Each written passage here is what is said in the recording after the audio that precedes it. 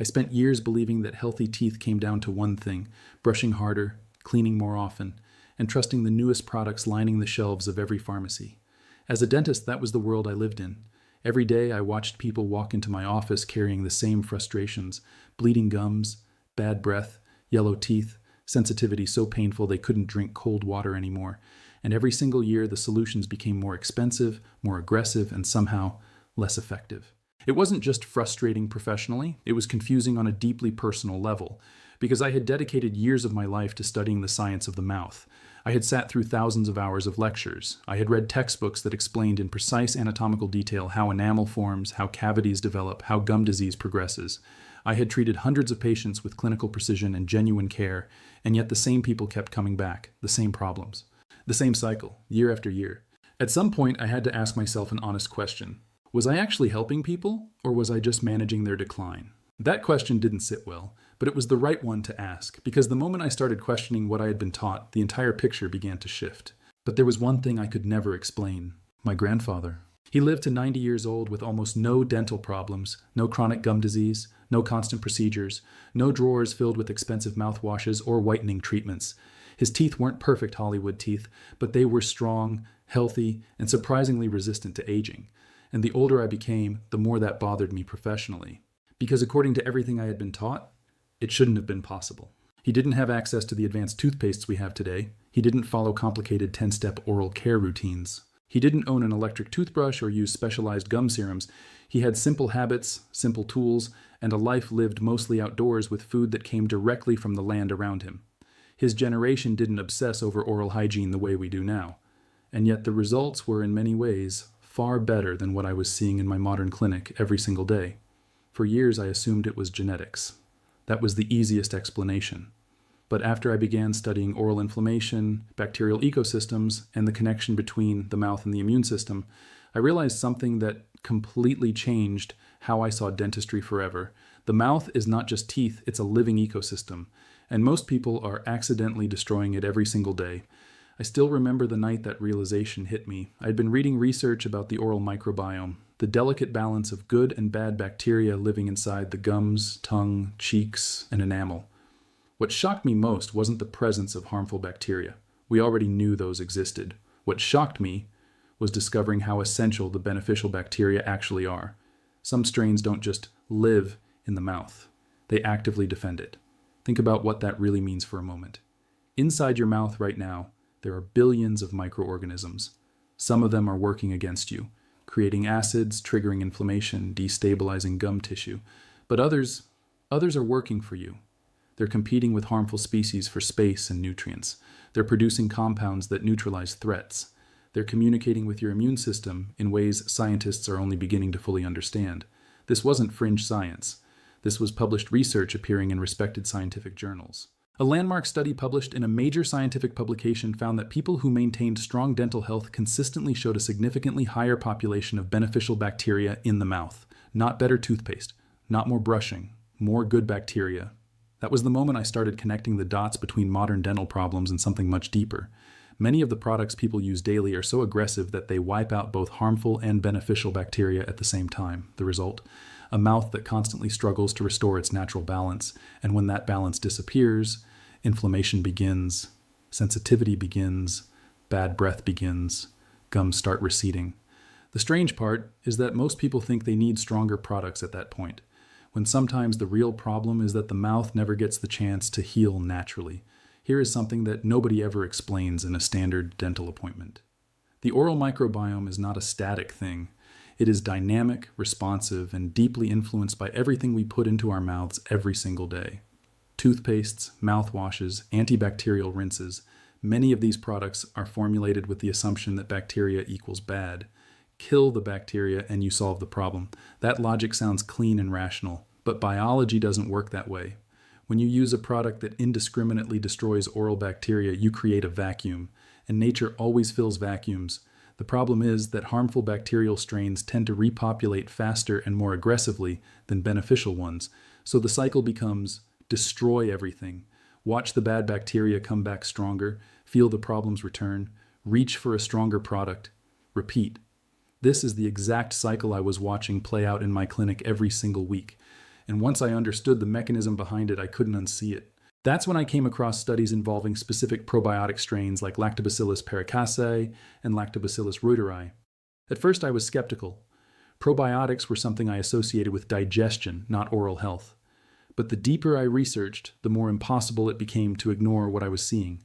Lactobacillus paracasei in particular caught my attention early. Research had begun to show that this strain appeared to support gum tissue health in ways that went beyond simple bacteria versus bacteria competition. There were suggestions in the literature that this strain could help create a more stable and protective oral environment over time, reducing the kind of chronic low-grade inflammation that most people with gum problems experience daily. Some research even pointed toward its potential role in supporting sinus health, a connection that at first seemed completely unrelated. But when you understand how deeply connected the oral cavity is to the nasal passages and upper respiratory system, it starts to make perfect sense. Lactobacillus reuteri was another revelation. This strain had been studied in connection with inflammation reduction and the creation of healthier mouth environments. In some research contexts, it appeared to influence the balance of microbial communities in ways that made the oral environment less hospitable for the harmful species that drive gum disease and chronic bad breath. It wasn't eliminating bacteria, it was changing the balance of power. These beneficial bacteria appeared to help create a natural protective barrier inside the mouth. They competed against harmful microbes linked to inflammation and gum irritation. Some studies even suggested they could help reduce sensitivity and improve gum comfort over time. And suddenly my grandfather's habits started making sense. He wasn't obsessing over sterilizing his mouth. He was preserving it. Think about how radically different those two approaches are.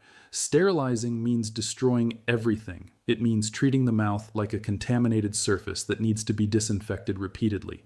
Preserving means protecting what is already working. It means understanding that the body has natural defenses and supporting those defenses rather than overriding them. My grandfather had preserved his oral ecosystem through decades of gentle habits and a relationship with food and nature that inadvertently nourished the bacteria that were working in his favor. Modern people are, in many cases, doing the opposite. We are sterilizing aggressively, repeatedly, and with increasing chemical sophistication, and the results speak for themselves. More gum disease, more sensitivity, more dependency on dental procedures than at any point in human history. That realization changed the way I looked at everything. Instead of asking, how do we kill more bacteria? I started asking, how do we support the right bacteria? That question led me into another discovery I never expected: minerals. One compound kept appearing repeatedly in scientific literature: tricalcium phosphate. I remember sitting in my office after hours, reading study after study explaining how this mineral helps reinforce enamel and supports the natural resistance of teeth. But what fascinated me wasn't just the chemistry, it was the simplicity. The human body already knows how to repair and strengthen itself when given the right building blocks. Teeth aren't dead structures. Enamel exists in a constant state of mineral exchange, and when that balance is disrupted by acidic foods, chronic inflammation, or bacterial imbalance, the teeth slowly weaken over time. The technical name for this process is demineralization and remineralization. Demineralization happens every time the oral environment becomes acidic, which occurs after eating, especially carbohydrates and sugars.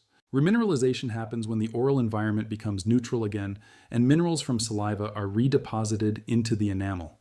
In a healthy oral ecosystem, this cycle is self-regulating. In a disrupted one with chronic bacterial imbalance, chronic inflammation, or compromised saliva quality, the cycle tips toward demineralization and enamel begins to weaken slowly over time. Tricalcium phosphate works within this context by supplying the minerals the body naturally uses in remineralization. It's not a foreign substance.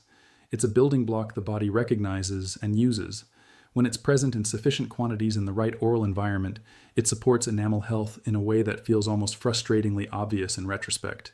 We have been focused on killing bacteria while the enamel was quietly losing a mineral battle we were barely paying attention to. The more I learned, the more I realized something uncomfortable. Most people are trying to fight oral problems instead of rebuilding the environment that prevents them. That's a completely different mindset. And honestly, it explained why so many of my patients felt trapped in an endless cycle of temporary fixes. One woman came into my clinic after spending thousands on whitening products, sensitivity treatments, and deep cleanings. Yet every few weeks the same problems returned. Her gums were irritated, her breath constantly bothered her, and she told me she avoided smiling in photos because she felt embarrassed all the time. What struck me wasn't just her frustration, it was how common her story had become. She wasn't unusual, she wasn't doing something wrong that other people were getting right.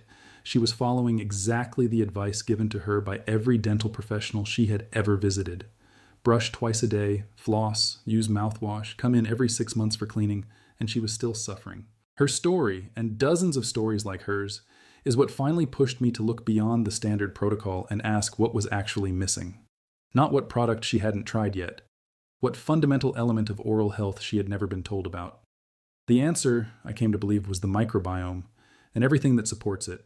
That was around the time I started learning about inulin, a natural prebiotic fiber that acts like fuel for beneficial bacteria. The concept was almost unbelievably logical.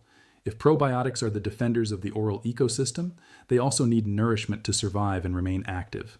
Without support, beneficial bacteria struggle to establish long-term balance. But when the environment improves, everything changes slowly from the inside out. Inulin is what scientists call a prebiotic, and that distinction matters enormously. Probiotics are the beneficial bacteria themselves. Prebiotics are the compounds that feed them, support their growth, and help them colonize and persist in an environment. Without prebiotics, even a robust introduction of beneficial bacteria can be temporary. The bacteria need a sustainable food source to take hold and maintain their presence. When you begin to understand the relationship between probiotics and prebiotics in the oral environment, the logic of a combined approach becomes almost self-evident. You are not just introducing good bacteria. You are creating conditions where those bacteria can thrive, multiply, and consistently outcompete the harmful species that drive inflammation and disease. That's why I became fascinated by combinations of natural compounds working together instead of relying on harsh chemical overloads. The body responds differently when it's supported rather than attacked, and honestly, that may be the biggest misunderstanding in modern oral care. I also spent significant time studying the role of natural anti-inflammatory compounds. One that repeatedly caught my attention in both traditional botanical medicine and modern scientific literature was peppermint. Most people know peppermint as a flavoring agent, the thing that makes toothpaste taste minty. But the active compounds in peppermint, particularly menthol and its related molecular cousins, have been studied for genuine anti-inflammatory properties. In an oral environment where chronic low-grade inflammation is driving gum damage, a natural anti-inflammatory isn't just pleasant, it's potentially meaningful. The more I learned, the more I was struck by how nature seemed to have assembled these ingredients: beneficial bacteria, prebiotic fiber, essential minerals, natural anti-inflammatory botanicals, into a kind of complete system. A system that supported the mouth from multiple directions simultaneously rather than attacking a single symptom with a single chemical. At some point during this journey, I realized something else that surprised even me. People weren't just looking for white teeth. They were looking for confidence. They wanted to wake up without dry mouth, without that strange coated feeling on the tongue, without bleeding gums while brushing, without constantly chewing gum to hide bad breath. That emotional burden is real, and most people silently carry it for years. I have seen this in my clinic more times than I can count. People who had stopped smiling openly in photographs, people who held their hand in front of their mouth when they laughed, people who quietly refused invitations to social events because they were afraid someone would notice their breath, people who felt shame about something they had been trying to fix for years and couldn't understand why nothing worked. That shame is compounded by the fact that society treats oral health as a personal responsibility and by extension a personal moral failure. If your teeth aren't white, if your gums bleed, if your breath isn't fresh, the implied message is that you simply haven't tried hard enough. You haven't bought the right product. You haven't followed through with enough discipline. But what if the real problem has nothing to do with discipline? What if the problem is systemic, built into the very products and protocols most people have been following faithfully for decades? That question deserves to be asked loudly, because for millions of people, the answer appears to be yes. That's exactly why we left a practical guide in the first link in the description, showing how to restore the natural balance of the mouth quickly and simply. If you're tired of bad breath, sensitivity, or inflamed gums constantly returning no matter what you try, click, and see. One of the most surprising discoveries came from something almost nobody expects: malic acid naturally found in strawberries. Now, to be clear, this isn't about miracle whitening hacks from the internet. What fascinated me was understanding how certain natural acids can assist surface stain reduction without relying entirely on aggressive bleaching systems that often increase sensitivity. Because the real goal shouldn't just be cosmetic whitening. It should be creating a healthier oral environment overall. That changes everything. Most whitening products work through aggressive oxidation. They essentially bleach the enamel, which can temporarily produce whiter-looking teeth. But the process often comes at a cost. Enamel can become temporarily more porous after bleaching treatments. Sensitivity frequently increases, and the underlying causes of discoloration, bacterial imbalance, enamel weakening, chronic staining are never actually addressed. So the teeth gradually return to their previous state, and another treatment is required. Malic acid presents a fundamentally different concept. This naturally occurring organic acid, found in high concentrations in strawberries and certain other fruits, appears to interact with surface stains in a gentler and more biologically compatible way. Rather than oxidizing the enamel structure itself, it supports the removal of external surface stains while the rest of the oral ecosystem does its work. The result is a whitening mechanism that doesn't compromise the very enamel it's supposed to be helping. When I began connecting all of these elements, the probiotics, the prebiotics, the minerals, the natural acids, the anti-inflammatory botanicals, something clicked for me that I hadn't expected. I started noticing that patients who focused on restoring biological balance often experienced something unexpected. Their mouths simply felt healthier, cleaner, fresher. Their gums looked calmer. Their sensitivity improved gradually, and many reported waking up with noticeably fresher breath for the first time in years. Not overnight miracles, not fake promises, just consistent biological recovery. There's a very specific feeling that people describe when their oral microbiome starts to recover. I have heard it dozens of times now, and it's consistent. They describe waking up in the morning without that thick, stale coating on the tongue that most adults simply accept as normal. They describe a kind of natural freshness that doesn't feel chemical or artificial. They describe gums that stop bleeding when brushed, not because they have been treated with something harsh, but because the underlying inflammation has actually calmed. These are not the descriptions of people who have found a better flavored toothpaste. These are the descriptions of people whose oral ecosystems are actually healing. And the deeper I went into this field, the more I realized we had underestimated the mouth for decades. Oral health affects inflammation throughout the body. It influences immune responses, digestion, even confidence and social behavior. The mouth is not isolated from the rest of the body. It's connected to everything. This is perhaps the most important and most underappreciated truth in modern health science. The oral cavity is not a sealed compartment. It is the entry point for everything that enters the body. It is in constant communication with the immune system. The bacteria that live in the mouth don't stay in the mouth. They travel. They enter the bloodstream through microscopic gaps in inflamed gum tissue. They influence inflammatory pathways that affect the heart, the brain, the joints. Researchers studying cardiovascular disease have found correlations between chronic gum disease and increased cardiovascular risk. Scientists studying cognitive decline have begun examining oral bacterial populations as potential contributors to neuroinflammation. Researchers studying metabolic conditions have found that oral bacterial imbalances can influence systemic inflammatory markers in ways nobody would have predicted 30 years ago. The mouth is a window into the overall health of the body, and when the oral microbiome is in chaos, that chaos doesn't stay local. The strange thing is that my grandfather understood this intuitively long before science started catching up. He protected his mouth gently. He respected natural balance, and without realizing it, he may have been preserving the exact ecosystem modern research is now desperately trying to understand. His generation ate differently. Their diet was lower in processed sugars, in refined carbohydrates, in ultra-processed foods that feed harmful bacteria and starve beneficial ones. They didn't have access to the powerful antibacterial compounds now found in every pharmacy mouthwash. They drank water that, in many cases, had not been stripped of naturally occurring minerals. And their food, grown in soil that had not yet been heavily depleted by industrial agriculture, contained compounds, fiber, natural acids, minerals, that supported the oral ecosystem in ways we are only now beginning to catalog. I'm not suggesting we romanticize the past or pretend modern medicine has nothing to offer.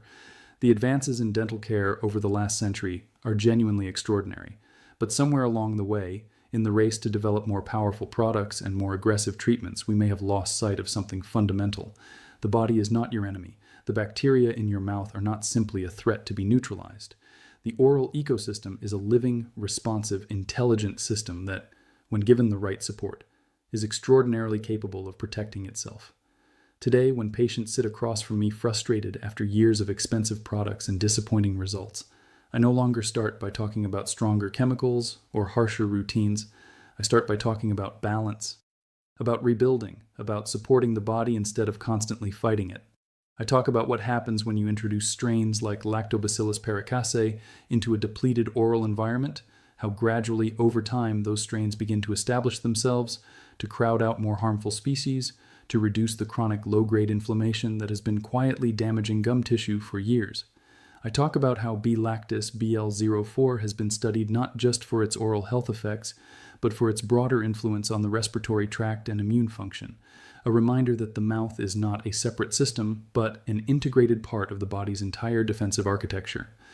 I talk about how tricalcium phosphate gives the enamel the mineral building blocks it needs to undergo natural remineralization, to literally rebuild itself from within, the way the body was designed to do. I talk about how inulin doesn't just feed good bacteria, it gives them staying power. It transforms a temporary intervention into a sustainable shift in the oral environment. And for many people, that shift changes everything. That's also why we place the complete method in the first link, in the description and in the pinned comment, especially for anyone struggling with yellow teeth, bleeding gums, chronic bad breath, or that constant dirty mouth feeling even after brushing. The faster you understand what's really happening inside the oral microbiome, the easier it becomes to finally break the cycle. One thing I always emphasize when I explain this to patients is that none of these elements work in isolation. The reason the approach is effective is precisely because it addresses multiple layers of the problem simultaneously. The probiotics compete against harmful bacteria. The prebiotics sustain the beneficial ones. The minerals support enamel integrity. The natural anti-inflammatory compounds reduce the chronic irritation that drives gum damage. The natural acids assist with surface stain reduction gently and without the compromises of aggressive bleaching. This is not a one-dimensional attack on a single symptom. It is a multi-dimensional restoration of a system. And that systems-level thinking is what has been missing from most approaches to oral health for a very long time. What makes this approach different is that it doesn't rely on fear, it relies on biology, and maybe that's why it feels so powerful. Because deep down, the body already knows how to heal. It just needs the right environment to do it.